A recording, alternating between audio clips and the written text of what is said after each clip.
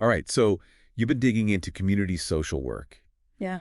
and it seems like more than just research, possibly even a potential career path. Yeah, definitely. So let's unpack what it really means to empower communities and make a tangible difference. It's really about, well, it's about diving deep into the heart of communities, understanding those challenges that people face, and working together to create, like lasting change. Yeah, for And sure. you're right, it's not just paperwork. It's Yeah. about real people with hmm real struggles, and that human element is at the core of all this work. Absolutely. And your sources, especially that RoleCatcher guide, they don't shy away from the intensity. Right. They use terms like challenging and high stress to describe the work environment, Yeah. but then they also highlight that human side, the relationships, the advocacy. It seems like finding the balance between the two is key. It absolutely is, yeah. This isn't a career where you can just clock in and clock out. Right. It's a deep commitment to social justice, a drive to really make a difference. Yeah. And the guide really hits on that, highlighting how important it is to align your own personal values with this line of work. Which makes sense because if you're not passionate about it,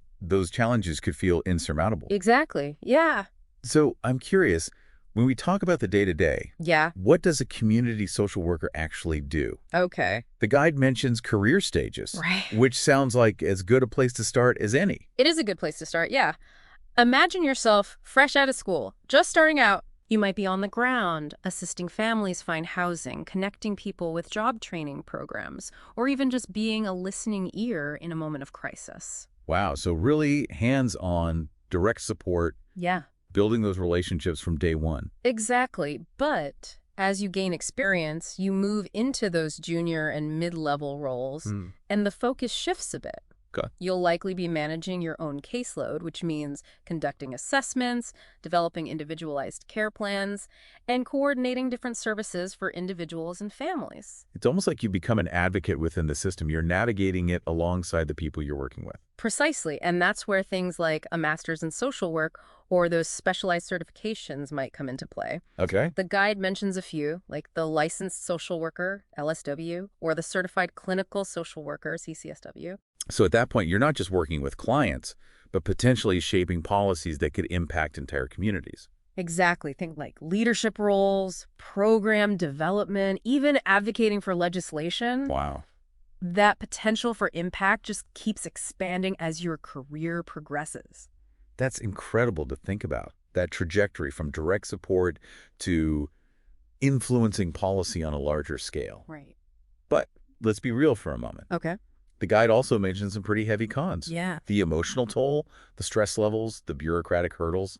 It's a lot. And that's where self-reflection is crucial. Yeah. It's one thing to, be drawn to helping others, but are you prepared for the emotional weight that comes with it? So a really good point. It's not just navigating paperwork. We're talking about advocating for individuals who might be facing really deep-rooted systemic barriers. Yeah, and you'll need to be resourceful, persistent, and deeply committed to justice to navigate all those complexities. So thinking about those daily demands, Yeah. that emotional weight, does this feel like a good fit for your personality and your skills? It's fascinating, actually, how much your own personal values play into succeeding in this field. Yeah, It's not just about a skill set. right. It's about aligning your passions with the work itself. It's about having that internal drive, knowing that while some days are tougher than others, the impact that you can make is what keeps you going. And that's clear in the way the guide talks about career advancement. It's Okay. not just about climbing a ladder. It's about continuously learning, specializing in areas that really resonate with you, and building a network of like-minded individuals. Yeah, they even mention things like attending workshops, publishing research, presenting at conferences. Right. It seems like community social work really encourages you to become a thought leader to help shape the profession. Yeah, that ongoing learning is essential because the social work landscape is always changing, new challenges arise, policies shift, and best practices evolve. Absolutely. It's anything but stagnant. Definitely not your typical 9 to 5. Right, yeah. But let's talk about landing that first job. Okay. The guide suggests the job market can be pretty competitive. What are your thoughts on that? It's true, this is a field where passion is abundant. Yeah. So standing out from the crowd is crucial. The guide emphasizes tailoring your resume, highlighting relevant experience, even if it's just volunteer work, and really nailing those interview skills. Which makes total sense. You're interacting with people from all walks of life, advocating on their behalf. Yeah. Strong communication is key. It's not just about what you say, but how you say it. Right. Can you build rapport? Can you handle difficult conversations with empathy and professionalism? Yeah. Those are all things that potential employers are looking for. They even have a tool for practicing interview questions. It's called RoleCatcher Copilot AI. Oh, cool. It analyzes your responses and gives you feedback.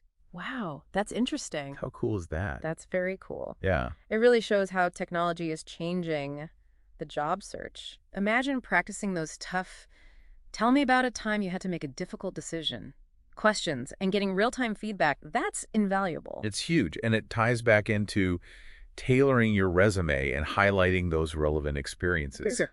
So instead of just saying you're a great communicator or have experience working with diverse populations, you need to be able to back it up with specific examples and anecdotes that really showcase your skills. You're painting a picture of yourself, not just as a qualified candidate, but as someone who is genuinely passionate about this work, someone who's ready to hit the ground running. And that enthusiasm, that dedication, it's contagious. Yeah, absolutely. It comes across in interviews, in cover letters, and it's definitely something potential employers are going to notice. It's about showing that you're not just there for a job, you're looking for a way to make a real difference.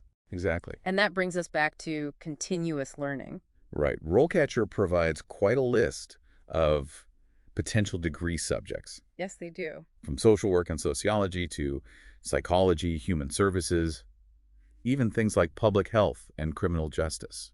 It's very interdisciplinary. It really highlights how interdisciplinary this field is. Yeah. And it kind of underscores the importance of finding your niche within community social work. Right, right.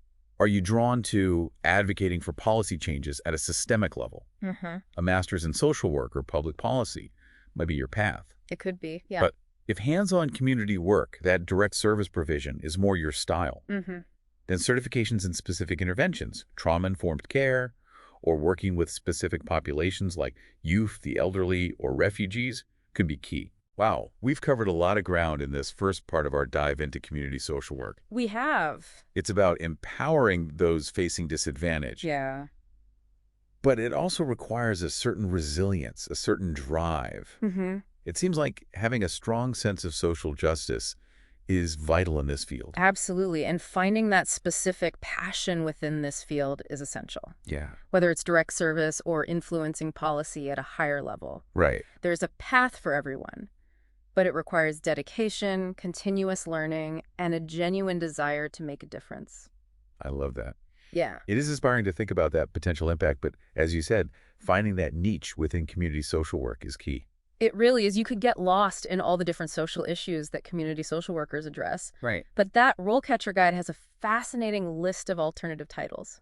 Okay. You've got your youth information worker, your gerontology social worker, even a drug and alcohol addiction counselor, all kind of fall under this umbrella. So many different paths, Yeah. all working towards that same goal of empowering communities. Exactly. I'm curious, though, about the bigger picture. Okay. We've talked about working with individuals and families. Yeah.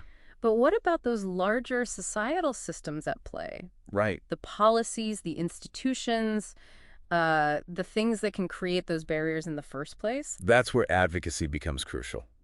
Okay. Remember how we talked about senior level community social workers potentially influencing legislation? Yeah. It's not just about advocating for one person's needs. Mm-hmm. It's about tackling those systemic issues that lead to disadvantage in the first place. So it's about being a voice for those who might not otherwise be heard, pushing for policies that create a more level playing field. Exactly. And the guide touches on this, emphasizing the importance of something called evidence-based practice and policy recommendations. Okay. It's not enough to just see a problem. Right. You need data, research, a depth understanding of what's causing it to really advocate for change. So it's this blend of direct service, Yeah. working one-on-one, with that broader lens of advocacy Yeah. to try to shift things on a larger scale. Finding that sweet spot where you can make a difference on both levels, that's where the real magic of community social work happens. It's a powerful combination, but we've got to be real about the job market. Okay. The guide mentions it's competitive, and they even have a section on beating the automated recruiter. which honestly sounds kind of intimidating. It's the reality these days. Yeah, a lot of organizations use these applicant tracking systems, or ATS, Yeah. to filter through resumes before a human even sees them. So how do you stand out when you're up against an algorithm? That's where RoleCatcher's insights are really helpful. Okay. They stress tailoring your resume and cover letter to the specific keywords and skills that are in the job description. Almost like you had to speak the algorithm's language. In a way, yeah, but it's not just about keyword stuffing. Okay. You need to actually show that you understand the organization's mission, their population, and how your skills fit their needs. And that's where those concrete examples, those anecdotes from your past work or volunteer experiences become really powerful. Absolutely, yeah. Instead of just saying, I'm passionate about social justice, you could say, while volunteering at the homeless shelter, I saw firsthand how systemic barriers, and give a specific example that proves your point. Show, don't tell, even on paper. Exactly. RoleCatcher even has this tool, their CV resume builder, that analyzes the job description and suggests keywords and phrases. Wow. Even formatting tips to help you stand out. Like having a career coach in your pocket. Right. But even if you get past the algorithms, those interviews can be nerve-wracking. Absolutely. Preparation is key. Okay. Remember those interview questions we talked about? Yeah. RoleCatcher has a whole database of common ones for community social workers But with expert advice and sample answers. that's amazing. Yeah. It's like getting a sneak peek into the interviewer's mind. Right. And with their Copilot AI feature, you can even record yourself answering those practice questions and get AI-driven feedback on your delivery and content. Wow. Talk about high-tech prep. That could make a world of difference in how confident you feel going into an interview. For sure. Speaking of confidence, RoleCatcher also talks about showcasing your capabilities, building a portfolio, presenting at conferences, that kind of thing. Yeah, it's a fantastic way to show your passion and expertise, even if you're just starting out. It takes you from being just another name on a resume to someone who's actively involved in the field. Yeah, and that initiative is something employers really value, especially in a field like this, where passion is so important. It's about proving you're not just there for a job, but to make a real difference. Which brings us back to that fundamental question: is this career path the right fit for you? It's more than just having the right qualifications on paper. Yeah. It's about that internal drive, that passion for social justice, Yeah. and that desire to make a tangible impact. It's about knowing your strengths, Yes. being honest about your ability to handle that emotional toll, those bureaucratic hurdles. But it's also about recognizing the incredible impact you can have, the lives you can touch, and the communities you can uplift. Knowing you've played a role in lifting up a community, that's going to be incredibly fulfilling work. It really is, and it brings up something important that I think often gets overlooked in these conversations. Yeah. It's not just about those individual success stories, about the people that you've helped directly. It's about fostering a sense of ownership within the community itself. That's an interesting perspective. What does that actually look like on a practical level? So let's say you're working with a community that's historically faced barriers to accessing resources. Okay. Things like healthcare, education, job opportunities. A really traditional approach might focus solely on just connecting individuals with those resources. Right, so addressing those immediate needs. Exactly. But community social work takes it a step further. Okay. It's about asking, why are these barriers here in the first place? Okay. It's about working with the community to identify the root causes and advocate for systemic change. So it becomes less about fixing things for people and more about empowering them to become the change makers in their own lives and communities. Precisely. It's about nurturing leadership, building capacity from within, shifting that power dynamic so that communities have a real voice in the decisions that impact them.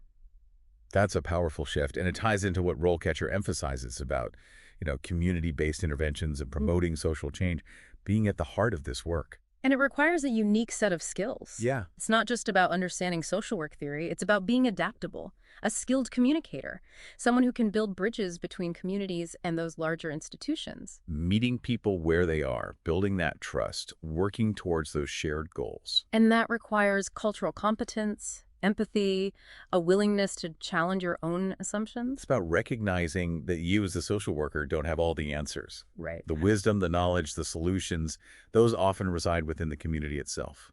That's a humbling but also empowering realization. Absolutely. For everyone involved. It really reframes community social work as not just a career, but a collaborative movement towards a more just and equitable world. And that's what makes this field so compelling, so vital. Yeah. It's about recognizing the inherent dignity of every individual and empowering them not just to navigate, but to reshape the systems that impact their lives. It's about planting those seeds of change that can grow and blossom for generations to come. A legacy worth striving for.